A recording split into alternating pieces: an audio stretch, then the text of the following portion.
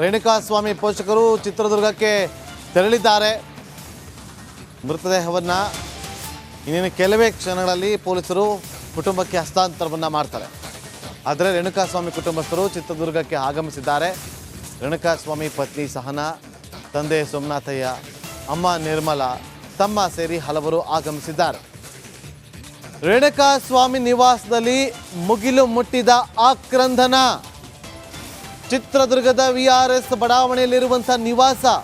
ಹರಿಹರದಿಂದ ಆಗಮಿಸಿದ ರೇಣುಕಾಸ್ವಾಮಿ ಅತ್ತೆ ಮಾವ. ಕೊಲೆ ಪ್ರಕರಣವನ್ನ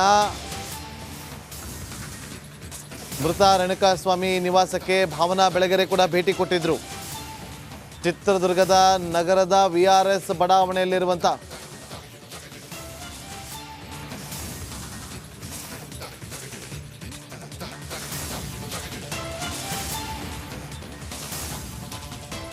ಭಾವನಾ ಬೆಳಗೆರೆ ಭೇಟಿ ಕೊಟ್ಟು ಅವರು ಮಾತಾಡಿದ್ದಾರೆ.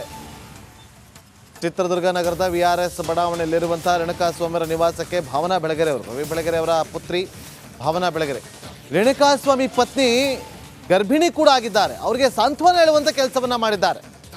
ಈ ಕೇಸ್ನಲ್ಲಿ ತಕ್ಕ ಶಿಕ್ಷೆ ಆಗಬೇಕು, ಹತ್ಯೆ ಮಾಡಿರುವ ಆರೋಪಿಗಳಿಗೆ ಕಠಿಣ ಶಿಕ್ಷೆ ಆಗಬೇಕು ಅಂತೇಳಿ ದೃಶ್ಯಾವಳಿಯಲ್ಲಿ ಗಮನಿಸ್ತಾ ಇದ್ದೀರಿ ನಮ್ಮ ಸ್ಕ್ರೀನ್ ಮೇಲೆ.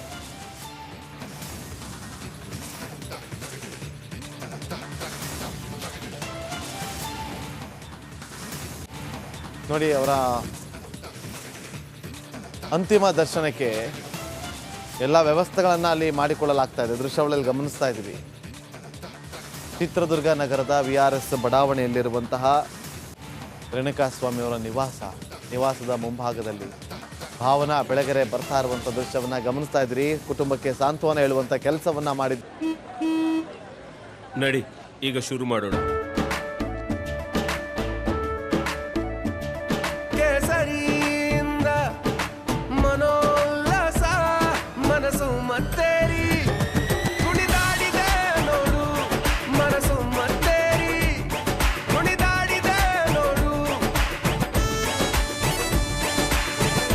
ಕ್ಷಣ ಕ್ಷಣವೂ ಆಚರಿಸಿ ಕೇಸರಿ ಹಬ್ಬ. ವಿಮಲ್ ಬಾಯಲ್ಲಿ ಹೇಳಿ ಕೇಸರಿ. ಪತ್ನಿ ರೇಣುಕಾಸ್ವಾಮಿಯವರ ಪತ್ನಿ 1 ವರ್ಷದ ಹಿಂದೆ ಅಷ್ಟೇ ಮದುವೆ ಆಗಿತ್ತು. ಈಗ ಗರ್ಭಿಣಿ ಕೂಡ ಆಗಿದ್ದಾರೆ. ಹಾಗಾಗಿ ಅವರಿಗೆ ಧೈರ್ಯ ತುಂಬುವಂಥ ಕೆಲಸಕ್ಕೆ ಭಾವನಾ ಬೆಳಗೆರೆ ಅವರಿಗೆ ಆಗಮಿಸಿದ್ದಾರೆ. ಆ ದೃಶ್ಯಾವಳಿಯಲ್ಲಿ ಕೂಡ ಗಮನಿಸ್ತಾ ಇದ್ದೀವಿ. ನೋಡಿ, ಕುಟುಂಬಸ್ಥರ ಆಕ್ರಂದನ ಮುಗಿಲು ಮುಟ್ಟಿದೆ.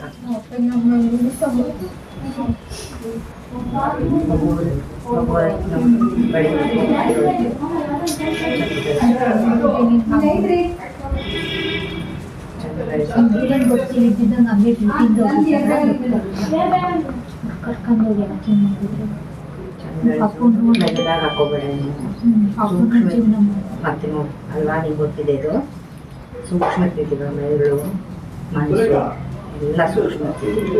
ಇನ್ನು ಈಗ ಗಂಡ ಇನ್ನೂ ನೀವು ನೋಡಿಲ್ಲ, ನೀವು ನೋಡಿದ ಮೇಲೆ ಇನ್ನೂ ಭಾರಿ ಎದೆ ಒಡೆಯೋಗೋದನ್ನ ಆಗ್ತೈತಿ. ನಾವು ಮಾತಾಡಿ ನೀವೇ ಇವಾಗ ಅವ್ರಿಗೆ